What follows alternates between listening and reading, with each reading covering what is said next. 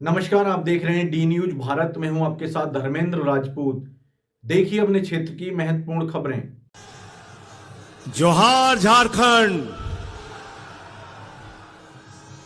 मंच पर आसीन आज के कार्यक्रम की अध्यक्षता कर रहे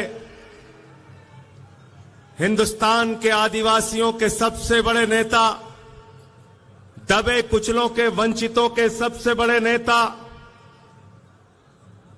शिबू सोरेन जी, झारखंड के मुख्यमंत्री चंपई सोरेन जी, पंजाब के मुख्यमंत्री भगवंत मान जी, उत्तर प्रदेश के पूर्व मुख्यमंत्री अखिलेश यादव जी, जम्मू कश्मीर के पूर्व मुख्यमंत्री फारूक अब्दुल्ला जी, हमारे बीच में दो वीरांगनाएं बैठी हुई हैं, कल्पना सोरेन जी, सुनीता केजरीवाल जी।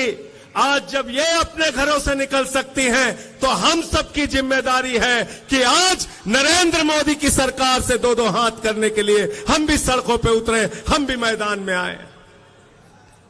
बिहार के अंदर भारतीय जनता पार्टी की दुकान बंद कराने का जिम्मा जिस नौजवान ने अपने कंधे पे लिया है, मैं बधाई देना चाहता हूं तेजस्वी यादव जी, जिस तरह से दिन रात मेहनत करके बिहार से भाजपाइयों का सफाया करने के लिए दिन रात मेहनत कर रहे हैं। प्रियंका चतुर्वेदी जी, महाराष्ट्र के अंदर इनका पूरा गठबंधन लग के भाजपा को वहां से हटाने का काम कर रहे हैं। दीपांकर भट्टाचार्य जी और टीएमसी के नेता विवेक गुप्ता जी, कांग्रेस पार्टी के सीएलपी के लीडर, आप सबका मैं हृदय की गहराइयों से अभिनंदन करता हूं। और आज जो सामने यहां पर इतनी बड़ी तादाद में इकट्ठा हुए हैं, अपने नेता हेमंत सोरेन के लिए इकट्ठा हुए हैं, आप ये संदेश देना चाहते हैं, भगवान बिरसा मुंडा की धरती से नरेंद्र मोदी को संदेश देना चाहते हैं कि पूरे देश का आदिवासी समाज इस बार तुम्हारी जमानतें जब्त कराने का काम करेगा। बताओ तैयार हो कि नहीं तैयार हो? तैयार हो ना? तैयार हो? मैं दिल्ली से चल के आया हूं, 6 महीने मुझे नरेंद्र मोदी ने जेल में रखा। हमारे सबसे बड़े नेता अरविंद केजरीवाल जी जेल में है, मनीष सिसोदिया जेल में है, सत्येंद्र जेल में है, पूरी पार्टी को पकड़ पकड़ के जेल में डाल रहे हैं। झारखंड के सबसे लोकप्रिय नेता भाई हेमंत सोरेन को तुमने जेल में डाल दिया मोदी जी। केजरीवाल का संदेशा है, पूरी दिल्ली, पूरा देश झारखंड के साथ है, आपकी लड़ाई में आपके साथ खड़ा है, डरने की जरूरत नहीं है। तुम जेल से डरा रहे हो, भगवान बिरसा मुंडा के अनुयायियों को जेल से डराते हो। अरे हमारा इतिहास पढ़ लेना, झारखंड का इतिहास पढ़ लेना नरेंद्र मोदी जी। अंग्रेजों को जंगल में रह के भगाने का काम बिरसा मुंडा के नेतृत्व में आदिवासी समाज के लोगों ने किया है। जंगल में रह के शिबू सोरेन जी के नेतृत्व में झारखंड को बनाने का काम झारखंड के लोगों ने किया है। जंगल में रहकर अपने अधिकारों की लड़ाई लड़ने वाले लोगों को जेल से डराने की कोशिश मत करना। तुम्हारी जमानतें पूरे देश में जब्त कराने के लिए देश के आदिवासी, दलित, पिछड़े समाज के लोग एकत्रित हैं। बिल्कुल ठीक कहा दीपांकर भाई ने, पूरे हिंदुस्तान में बाबा साहब डॉक्टर भीमराव अंबेडकर जी का संविधान चलता है। हम सब लोग बाबा साहब डॉक्टर भीमराव अंबेडकर के संविधान को मानते हैं। भारत तो बाबा साहब के संविधान को मानता है, लेकिन भाजपाई नागपुर के संविधान को मानते हैं, नागपुर के संविधान को। और नागपुर का संविधान क्या कहता है? नागपुर का संविधान कहता है, दलितों का आरक्षण खत्म करो, आदिवासियों का आरक्षण खत्म करो, पिछड़ों का आरक्षण खत्म करो, चुनाव खत्म करो, नरेंद्र मोदी की तानाशाही इस देश में लाओ। मैं आपसे कहना चाहता हूं, ये अंतिम चुनाव है मेरे भाइयों। इस बार चुनाव में इनकी जमानतें जब्त कराकर इनको हराने का काम करना और कहना हम देश का संविधान बदलने नहीं देंगे। बताओ, इस लड़ाई में आप लोग तैयार हो? हाथ उठा के संविधान बचाने के लिए तैयार हो? लोकतंत्र को बचाने के लिए तैयार हो? अरे ये वोट की ताकत जो आपसे छीनी जा रही है, उस ताकत को बचाने के लिए तैयार हो ना? आरक्षण को जो खत्म करने की भाजपा ने कोशिश की है, उसको बचाने के लिए तैयार हो कि नहीं हो? क्या कहते हैं भाजपाई? अयोध्या से इनका कैंडिडेट है लल्लू सिंह। वो कहता है 400 सीट दे दो, संविधान बदलना है। ज्योति मिर्धा बीजेपी की प्रत्याशी कहती है 400 सीट दे दो, संविधान बदलना है। अनंत हेगड़े भारतीय जनता पार्टी की सरकार का पूर्व केंद्रीय मंत्री कहता है 4 सीट दे दो, संविधान बदलना है। अभी अरुण गोविल ने मेरठ में कहा 400 सीट दे दो, संविधान बदलना है। याद रखना, ये संविधान बदलेंगे तो आरक्षण खत्म करेंगे, ये संविधान बदलेंगे तो चुनाव में जो वोट देने की आपकी ताकत है उसको खत्म करेंगे। बिहार में लड़ रहे थे तेजस्वी यादव जी, 2015 के चुनाव का रिकॉर्ड उठा के देख लेना। मोहन भागवत ने कहा था आरक्षण खत्म होना चाहिए। आरएसएस के नेता ने कहा, मोहन वैद्य ने कहा आरक्षण खत्म होना चाहिए। मैं कहना चाहता हूं, जब तक हम लोग इस धरती पर जिंदा हैं, आरक्षण का अधिकार, संविधान का अधिकार हम खत्म होने नहीं देंगे। तैयार होना। भाजपा ये भ्रष्टाचार के खिलाफ बोलते हैं, नरेंद्र मोदी जी भ्रष्टाचार के खिलाफ बोलते हैं। हेमंत सोरेन जी को झूठे आरोप में जेल में डाल दिया, अरविंद केजरीवाल को झूठे आरोप में जेल में डाल दिया। भ्रष्टाचार के खिलाफ नरेंद्र मोदी जी बोलते हैं, भ्रष्टाचार के खिलाफ भाजपाई बोलते हैं, तो लगता है ओसामा बिन लादेन और डाकू गब्बर सिंह अहिंसा पे उपदेश दे रहा है। ओसामा बिन लादेन और डाकू गब्बर सिंह अहिंसा पे उपदेश दे रहा है। 2014 के बाद इस देश के अंदर एक मोदी वॉशिंग पाउडर निकला है, मोदी वॉशिंग पाउडर। वो चुटकियों में सारे दाग धुल देता है, चुटकियों में सारे दाग धुल देता है। उस मोदी वॉशिंग पाउडर ने कहा अजीत पवार के ऊपर 70,000 करोड़ का घोटाला लगाया, आरोप लगाया, खुद प्रधानमंत्री ने लगाया, बीजेपी के साथ शामिल कर लिया। छगन भुजबल पर भ्रष्टाचार का आरोप लगाया, बीजेपी के साथ शामिल कर लिया। हसन मुशर्रफ पर भ्रष्टाचार का आरोप लगाया, बीजेपी के साथ शामिल कर लिया। अशोक चौहान पर भ्रष्टाचार का आरोप लगाया, बीजेपी के साथ शामिल कर लिया। नारायण राणा पर भ्रष्टाचार का आरोप लगाया, बीजेपी के साथ शामिल कर लिया। मुकुल राय शुभेंदु अधिकारी पर भ्रष्टाचार का आरोप लगाया, बीजेपी के साथ शामिल कर लिया। हेमंत बिस्व शर्मा पर भ्रष्टाचार का आरोप लगाया, बीजेपी के साथ शामिल कर लिया। बीजेपी का नारा है, जो जितना बड़ा भ्रष्टाचारी वो उतना बड़ा पदाधिकारी। गलत तो नहीं कह रहा हूं, गलत तो नहीं कह रहा हूं। जितने भ्रष्टाचारी है कहां हैं आज? मोदी जी कहते हैं भ्रष्टाचारियों को नहीं छोड़ूंगा, ये मोदी की गारंटी है। मैंने कहा मोदी जी बिल्कुल आप ठीक कहते हैं, आप एक भी भ्रष्टाचारी को नहीं छोड़ेंगे, ये मोदी की गारंटी है। भ्रष्टाचारियों को नहीं छोड़ूंगा, इस बात की गारंटी है। पूरब से लेकर पश्चिम तक, उत्तर से लेकर दक्षिण तक सारे भ्रष्टाचारियों को बीजेपी में शामिल करूंगा, इस बात की गारंटी है। गलत तो नहीं कह रहा हूं। सारे बेईमान कहां हैं आज? सारे बेईमान किस पार्टी में है?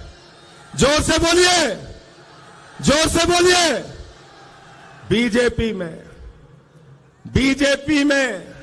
और भ्रष्टाचार के खिलाफ प्रधानमंत्री बोलते हैं, भ्रष्टाचार के खिलाफ आवाज उठाते हैं।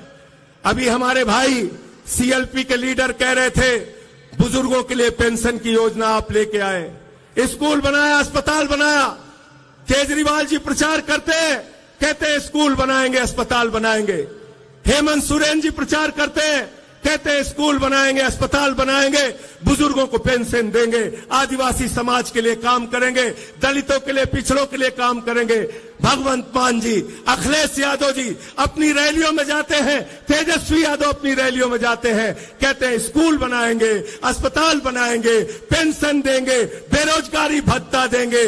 नरेंद्र मोदी जी चुनाव प्रचार में जाते हैं, कहते हैं भाइयों और बहनों, गांव गांव में कब्रिस्तान है तो शमशान होना चाहिए कि नहीं होना चाहिए? क्या कहते हैं? क्या कहते हैं?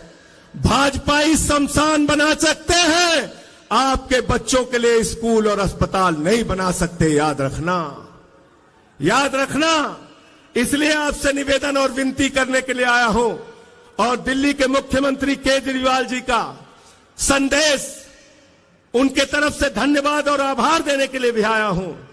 जब कोरोना के समय में दिल्ली के अंदर लोगों की जान जा रही थी, प्रधानमंत्री से हमने कहा ऑक्सीजन दे दो, प्रधानमंत्री जी ने कहा ताली बजाओ कोरोना ठीक हो जाएगा, थाली बजाओ कोरोना ठीक हो जाएगा, दिया जलाओ कोरोना ठीक हो जाएगा।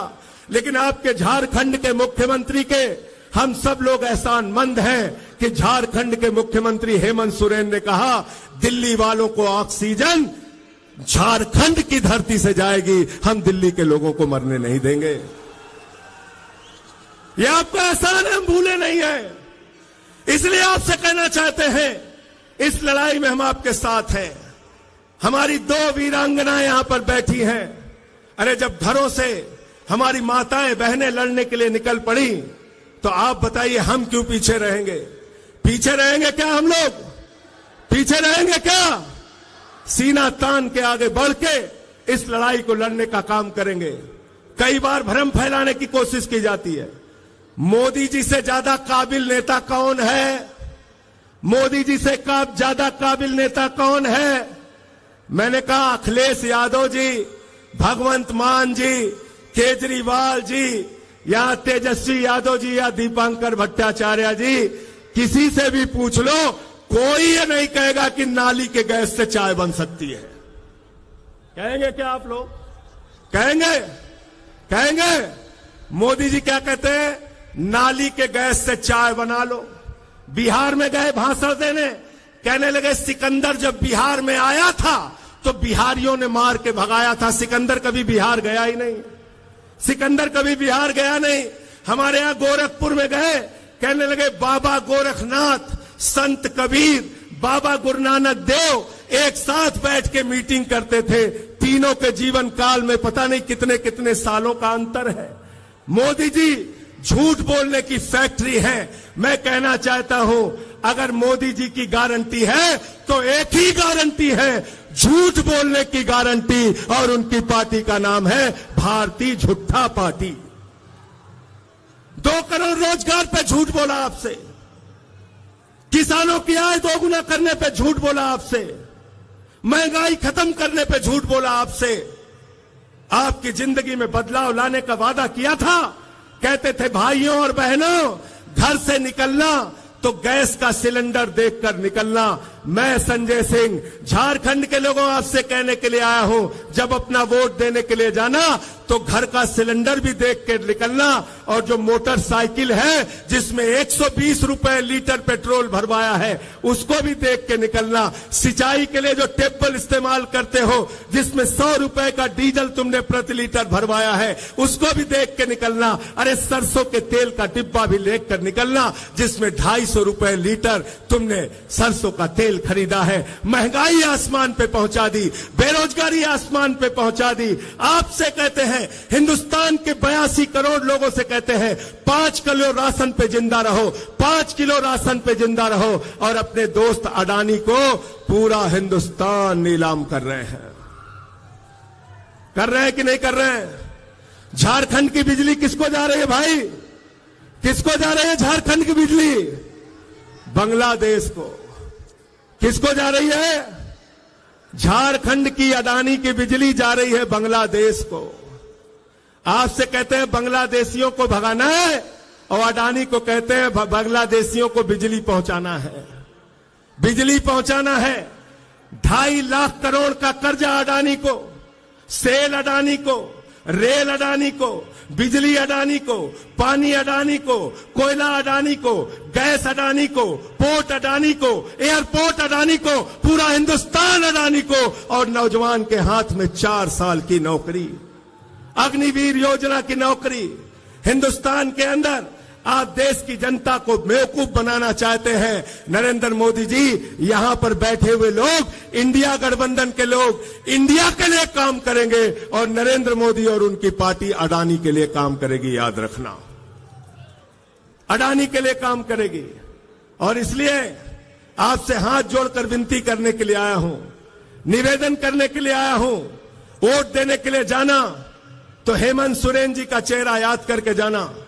जिस तरह से उनके ऊपर अत्याचार किया गया, कल्पना सोरेन जी यहां पर बैठी हैं, सुनीता केजरीवाल जी बैठी हैं, जिस तरह से केजरीवाल जी के ऊपर अत्याचार किया गया, आज उनको जेल में रखा गया है। उनको इंसुलिन की दवा नहीं दी जा रही है। जो आदमी दिल्ली के लोगों के लिए दवा का इंतजाम करता है, आज उसको दवा नहीं दी जा रही है, इंसुलिन नहीं दी जा रही है। इस कदर अत्याचार, इस कदर जुल्म, इस तरह से तानाशाही, और देश में कहते हो 400 पार, 400 पार, अंतिम में 400 पार की हकीकत बता के अपनी बात को खत्म करूंगा। पिछले 10 साल में ऐसे झूठे नारे देके आपको गुमराह करने का काम बीजेपी वालों ने किया। बंगाल में गए, बोले 200 पार, 200 पार, 200 पार, आई वहां पे 77 सीट। दिल्ली में गए, कहने लगे 45 पार, 45 पार, 45 पार, आई वहां पर 8 सीट। झारखंड में आए, बोले 65 पार, 65 पार, 65 पार, यहां पे इनकी 20-23 सीट आई। हरियाणा में गए, बोले 75 पार, 75 पार, 75 पार, आई वहां पर 40 सीट। मिजोरम में गए, बोले 21 पार, 21 पार, 21 पार, आई वहां पर 1 सीट। ये 400 पार का नारा फर्जी नारा है। इस बार इनको कहना है तड़ी पार, तड़ी पार, तड़ी पार। 400 पार को क्या कहना है आपको? क्या कहना है? क्या कहना है? क्या कहना है? तड़ी पार। इनको तड़ी पार कर देना आपकी। आप सबको सर झुका के नमन करता हूं। इतने उत्साह के साथ अपने नेता के लिए आप यहां इकट्ठा हुए हैं। बड़े अफसोस की बात है, ये 2 कुर्सियां यहां पे खाली हैं, लेकिन 4 जून के बाद ये 2 कुर्सियां भरी हुई आपको मिलेंगी। दोनों नेता हेमंत सोरेन जी, अरविंद केजरीवाल जी बाहर होंगे, और देश के अंदर 4 जून को बदलाव होगा। इंडिया गठबंधन की सरकार बनेगी, और भाजपाइयों का पूरे देश से सफाया होगा। ये संदेश पूरे देश में बताइए, पूरे देश में पहुंचाइए। अखिलेश यादव जी ने उत्तर प्रदेश में पीडीए का नारा दिया है। पिछड़ा, दलित, आदिवासी, अल्पसंख्यक सारे लोग इकट्ठा होकर इनको हराने का काम करेंगे। और ये तो किसी के भी सगे नहीं है, किसी के भी सगे नहीं है। आपने देखा क्षत्रिय समाज के लिए कैसी टिप्पणी की। भाजपा सरकार के केंद्र मंत्री रूपाला ने क्षत्रिय समाज के बहु बेटियों पे सवाल उठाया। मैं कहना चाहता हूं राजपूत समाज के लोगों, अगर जरा सा भी स्वाभिमान तुम्हारे अंदर है तो भाजपा को इस बार अपने वोट की ताकत से सबक सिखाने का काम करो और इनके खिलाफ वोट दो। इनका झंडा उठाना बंद करो। इनको कंधे पर बैठा के तुमने कहां से कहां पहुंचा दिया, और आज ये तुम्हारी बहु बेटियों पे सवाल उठा रहे हैं। इसलिए मैं फिर से एक बार आपको नमन करते हुए, प्रणाम करते हुए आज की कामयाब रैली के लिए झारखंड मुक्ति मोर्चा के सभी नेताओं को बधाई देते हुए, इंडिया गठबंधन के सभी नेताओं और कार्यकर्ताओं को बधाई देते हुए, जोहार झारखंड, जय हिंद, जय हिंद। बहुत बहुत धन्यवाद। अपने क्षेत्र की सभी छोटी बड़ी खबर देखने के लिए डी न्यूज भारत को लाइक, शेयर और सब्सक्राइब करें।